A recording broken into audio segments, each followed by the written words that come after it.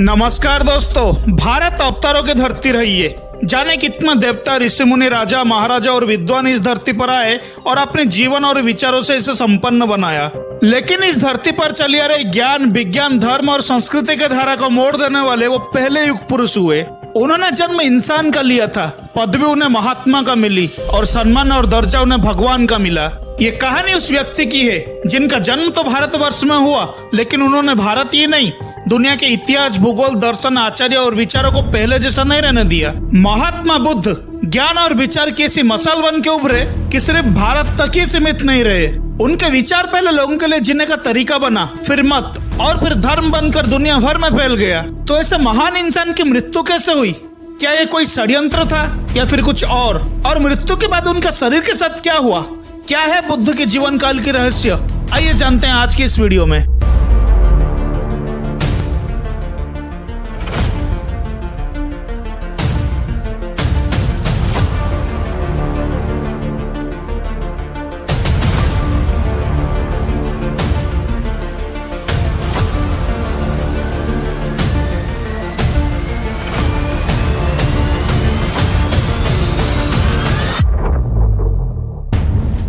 Video बहुत ही interesting है, ध्यान से इसे एंड तक देखिए और आगे भी शेयर कीजिए।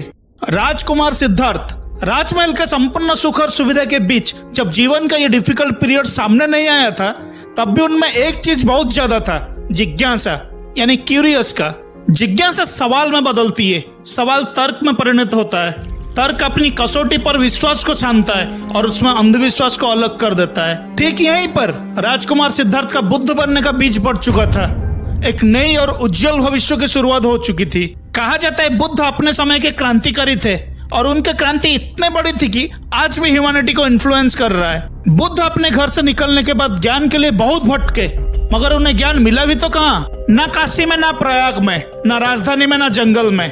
उस गया में जो जिंदगी नहीं, मृत्यु के संस्कार के पिंडदान के शहर के नाम से जाना जाता है। उस गया में एक पीपल के पेड़ के नीचे बुद्ध निर्वाणा पाते हैं, यानी ज्ञान पाते हैं, और इसी कारण वो स्थान बोध गया कहलाता है। वहां से वो काशी के पास सारनाथ पहुंचे और जहां उन्होंने अपनी पहले शिक्षा दिए और धर्म की स्थापना किए। जीवन चला जाता है, बस रह जाता है उसका निशान। बुद्ध के जाने के बाद जो खालीपन पैदा हुआ, उनके फॉलोअर्स ने उसे उनके रेलिक्स यानी उनके अवशेषों से भरा। जिन्होंने बुद्ध को फेस टू फेस नहीं देखा था या जिन जगह पर बुद्ध जा नहीं पाए थे, उन सब के लिए बुद्ध का ये रेलिक्स बुद्ध से कम नहीं थे। बुद्ध के 3 तरह के अवशेष मिलते हैं। पहले शारीरिक यानी बॉडीली रेलिक्स, इसमें बुद्ध के शरीर के राख या उनके बचे हुए पार्ट्स आते हैं। दूसरा पारिभोगिका यानी कॉन्टैक्ट रेलिक्स, और तीसरा उद्देशिका यानी धम्म रेलिक्स। यहाँ एक सवाल उठ रहा है, जिस बुद्ध ने जीवन भर त्याग किया, राजपाट छोड़ा, परिवार छोड़ा, वो शिष्यों को अपने रेलिक्स को इकट्ठा करने और उनके दर्शन करने के इंस्ट्रक्शन क्यों दे रहे हैं? आइए जानते हैं। ये बात उस समय की है जब बुद्ध 80 साल के हो चुके थे। वो सारा जीवन दुनिया भर भ्रमण करते रहे। ऐसे में ये कहाँ पॉसिबल था कि वो बैठे बैठे महापरिनिर्वाण को प्राप्त होते? दुनिया इस बात से अनजान थी, पर उन्हें ये मालूम था कि ये उनके जीवन की लास्ट जर्नी है। एक दिन बुद्ध अपने सारे शिष्यों को इकट्ठा बुला के कहा कि मेरा उम्र हो गई है, अब मुझे कोई ऐसा व्यक्ति चाहिए जो हर पल मेरे साथ रहे। ये बात सुन के सारे शिष्य खड़े हो जाते हैं और सभी बुद्ध के पर्सनल अटेंडेंट बनने को तैयार हो जाते हैं। लेकिन एक व्यक्ति खड़ा नहीं होता, वो है आनंद, जो बुद्ध के चचेरे भाई थे, जो बुद्ध के आखिरी शिष्य भी थे, जिन्हें एनलाइटनमेंट प्राप्त हुआ था। वो बैठा रहता है। जब बुद्ध ने आनंद की ओर देखा तो आनंद खड़े हुए और बोले, मैं आपका अटेंडेंट बन सकता हूँ, लेकिन मेरा कुछ कंडीशंस है। पहला, अगर कोई भी इनविटेशन मेरे पास आए और मैं उस इनविटेशन को एक्सेप्ट करूं, तो आप भी उसे एक्सेप्ट करेंगे, वरना मेरी कौन सुनेगा? बुद्ध ने कहा ठीक है। दूसरा, आप अपने भोजन में से मुझे भोजन नहीं देंगे। बुद्ध ने पूछे ऐसा क्यों? तो आनंद उत्तर देते हैं कि बाकी लोग ये ना सोचे कि मुझे अच्छा भोजन मिलेगा इसलिए मैं ये काम कर रहा हूँ। तीसरा, आपको जहां से भी इनविटेशन मिलता है, आप मुझे वो हर जगह लेके नहीं जाएंगे। चौथा, आप मुझे सबसे अच्छे वस्त्र चुन के नहीं देंगे, मैं जो वस्त्र भिक्षा मांग के लेके आऊंगा वही पहनूंगा। यहाँ बुद्ध के चचेरे भाई, जो उन्हें गुरु मान के उनका पर्सनल अटेंडेंट बनने को तैयार है और उसे जीवन में किसी भी चीज का कोई लोभ नहीं, वो इतना कंडीशंस बस इसलिए रखता है कि किसी और के मन में कोई जेलसी ना हो कि वो ये सब अपने फायदे के लिए किया है। बुद्ध के जीवन यात्रा का फलक गंगा के मध्य और निचले घाटी के इलाके से होते हुए मिथिला और नेपाल की तराई तक फैला हुआ था। वो लगातार घूमते हुए ज्ञान बांटा करते थे, सिवाय चातुर्मास या वर्षा ऋतु के, जिसे बुद्ध के वर्षावास कहा जाता है। वैशाली की आउटर एरिया पर बसे बेलुआ गांव का वर्षावास बुद्ध के जीवन की लास्ट जर्नी का स्टार्टिंग पॉइंट होता है। जर्नी अब तक चल रही है, पर काल को आने वाले पल की आभास भी तो देना था। बुद्ध बीमार पड़ गए। उनके शिष्य ने काल की इस कुंडी की आवाज नहीं सुनी। बुद्ध मुस्कुराए और अपने ही संकल्प शक्ति से अपने को ठीक किया और अगले पड़ाव चपाल चैत्य पहुंच गए। बुद्ध जानते थे उनका जाना इस दुनिया और खासकर उनके शिष्य के लिए एक सदमा होगा, पर यदि होने से पहले ये इन्फॉर्मेशन दे दिया जाए तो बचे हुए समय में अपने आप को इसके लिए मेंटली प्रिपेयर कर पाएंगे। बुद्ध समझ गए थे कि महापरिनिर्वाण की अनाउंसमेंट करने के सही समय आ गया था। उन्होंने अपने शिष्य आनंद को याद किया। तब तक आनंद बुद्ध के साथ कम से कम 2.5 दशक से थे। वो बुद्ध के इतने करीब थे कि अक्सर बुद्ध के कुछ कहने से पहले ही वो समझ जाते थे। तो बुद्ध ने आनंद को बुलाया और उन्हें कहते हैं, तुम बोलो तो मैं इस धरती पर तब तक रह सकता हूँ जब तक इस धरती रहेगी।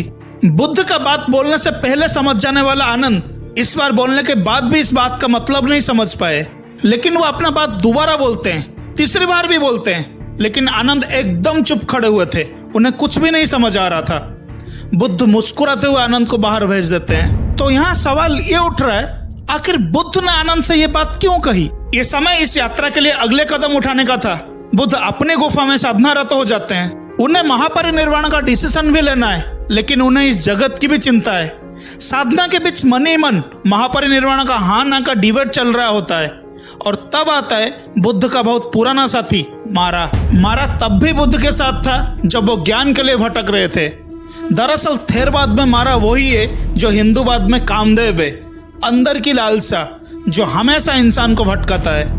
मारा बुद्ध को निर्वाणा पाने से पहले भी भटका रहा था, पर मारा को पता है कि वो बुद्ध पर विजय पा नहीं सकता, लेकिन मारा यहाँ दूसरा रास्ता अपनाता है, विनती का, रिक्वेस्ट का। बुद्ध जानते थे कि ये शरीर अब उनका और साथ नहीं देगा और वो ज्यादा दिन तक ये शरीर में रह नहीं सकते हैं, इस शरीर को नष्ट होना ही होगा। तो उन्होंने मारा को वचन दिया कि आज से ठीक 3 महीना जिस दिन खत्म होगा वो महापरिनिर्वाण ग्रहण करेंगे। मारा खुश था कि उसने बुद्ध को महापरिनिर्वाण के लिए राजी करा लिया और इसकी आनंद के सामने घोषणा भी करा ली थी। बुद्ध नहीं होंगे तो मारा की लोभ लालसा का बोलबाला रहेगा। लोग ज्ञान और धर्म से ज्यादा भोग लालसा की ओर भटकेंगे। पर मारा बुद्ध के एक और डिसीजन को नहीं जानता था। बुद्ध अपने नहीं रहने की बात की सिचुएशन में अपने ज्ञान को स्प्रेड करने के लिए अपने रिलिक्स का सिक्वल स्टोरेज और पब्लिक के लिए इसके दर्शन का अरेंजमेंट करने का डिसीजन ले चुके थे। चपाल रीजन में अपने महापरिनिर्वाण का अनाउंसमेंट करके बुद्ध अपने शिष्यों के साथ आगे बढ़ते हैं और एक पल वैशाली की तरफ पलट कर देखते हैं और फिर आनंद से कहते हैं, हम पश्चिम की तरफ जा रहे हैं, वैशाली को मैं अब कभी नहीं देख पाऊंगा। असल में बुद्ध के महापरिनिर्वाण की अनाउंसमेंट की बात वैशाली में फैल गई थी। वहां के लोगों को लगा कि वो कभी अभी बुद्ध को नहीं देख पाएंगे। पूरा शहर बुद्ध की इस अंतिम यात्रा में उनके पीछे चल पड़े। लोगों की इस विशाल झुंड के साथ चलना पॉसिबल नहीं था। बुद्ध उन्हें वापस लौटने को कहते हैं, पर लोग उनके महापरिनिर्वाण लेने की बात से इतने दुखी थे कि वो लौटने को तैयार नहीं हुए। ऐसे में बुद्ध उन्हें अपनी एक निशानी देते हैं, अपनी भिक्षा पात्र। जहां पर यह घटना हुई थी आज भी वहां पर एक स्तूप मिलता है, जिसे आज के दिन केसरिया स्तूप के नाम से जाना जाता है, जो बिहार के पटना से कम 110 किलोमीटर दूर है। माना जाता है बुद्ध का ये भिक्षा पत्र जो मिट्टी का बना हुआ था लगभग 45 साल तक उनके साथ रहा, और ऐसा कहा जाता है वो भिक्षा पत्र अब भी उस स्तूप के अंदर सुरक्षित है। अब ये तो तय है कि बुद्ध के महापरिनिर्वाण होगा और इसी 3 महीने में ही होगा, लेकिन उसका निमित्त कौन बनेगा? आइए जानते हैं। बुद्ध अपने शिष्यों के साथ वैशाली से विदा ले चुके थे। कुछ ही हफ्ते में वो बंदगांव, हाथीगांव, भोगनगर, अंबागांव होते हुए पावा में पहुंचते हैं और वहां एक आम के बगीचे में उनका डेरा डाला जाता है। पावा मल्ल राजाओं के दूसरी राजधानी थी। वहां चुंड नाम के उनके जाने माने भक्त रहता था। जब चुंड को पता चलता है कि बुद्ध उनके बाग में ठहरे हुए हैं, तो वहां पे जाके वो उन्हें बहुत प्यार से भोजन के लिए इन्वाइट करता है अगले दिन के लिए, और बुद्ध उसे एक्सेप्ट भी करते हैं। दूसरे दिन जब बुद्ध वहां पे जाते हैं, देखते हैं कि बहुत सारे पकवान बने हुए हैं जो उन्हें परोसे गए हैं। उसमें से एक डिश को काफी इंपॉर्टेंस दिया जाता है, शुकर मद्दो। ये एक तरह का मशरूम होता है। एक और बात जो किसी ने गौर नहीं की थी वो ये है, बुद्ध जब 3 महीने में महापरिनिर्वाण लेने की अनाउंसमेंट किए थे, वो 3 महीना अगला दिन ही पूरा होने वाला था। बुद्ध ने चुंड से पूछा, क्या आपने शुकर मद्दो बनाया है? चुंड ने हाँ कहा। फिर बुद्ध ने चुंड से शुक्र मधु लिए और थोड़ा सा खाए, और खाते ही उन्हें रियलाइज हुआ कि ये एक ऐसा चीज है जो कोई भी हजम नहीं कर पाएगा। तब बुद्ध ने कहा कि औरों को ये डिश मत दीजिए, और जो मेरे खाने के बाद बच जाए उसे एक गड्ढा खोदकर उसमें डाल दीजिए।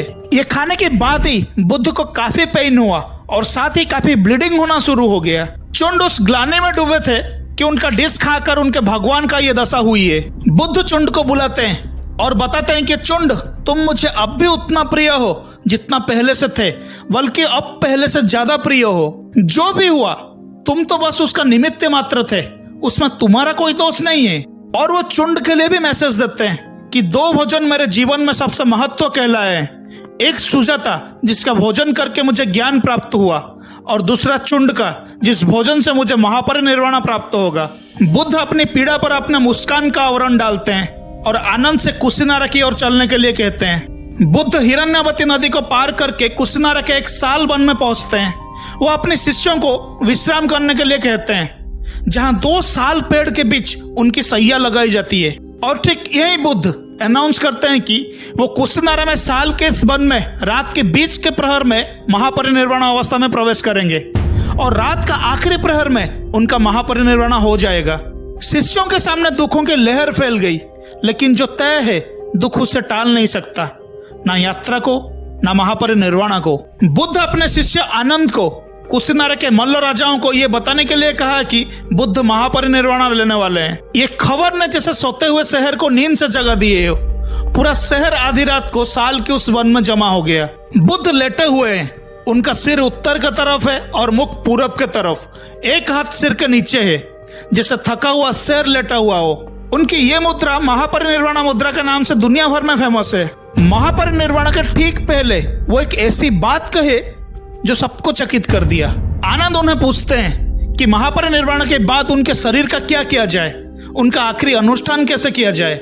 बुद्ध बोलते हैं, मेरे पार्थिव शरीर के साथ वही करना जैसा मृत्यु के बाद चक्रवर्ती सम्राट के शरीर के साथ किया जाता है। और ये कहकर बुद्ध महापरिनिर्वाण को प्राप्त करते हैं। तो यहाँ एक सवाल उठता है, बुद्ध ऐसा क्यों कहा? क्या उसके पीछे कोई वजह थी? क्या बुद्ध इसके जरिए कोई संदेश देने वाले थे, या फिर बुद्ध को किसी का इंतजार था? क्या होता है बुद्ध के पार्थिव शरीर के साथ? इस सारे सवालों के जवाब जानने के लिए इसका पार्ट 2 वाला वीडियो जरूर देखिए। दोस्तों, उम्मीद है ये वीडियो आपको पसंद आया होगा। अगर इन सवालों का जवाब आपके हिसाब से क्या है, हमें नीचे कमेंट में बताइए। और जल्दी से वीडियो को लाइक करें, चैनल को सब्सक्राइब करें और नोटिफिकेशन को ऑन करें। Thank you for watching this video. Next week फिर मिलेंगे कुछ नए जानकारी के साथ। नमस्कार।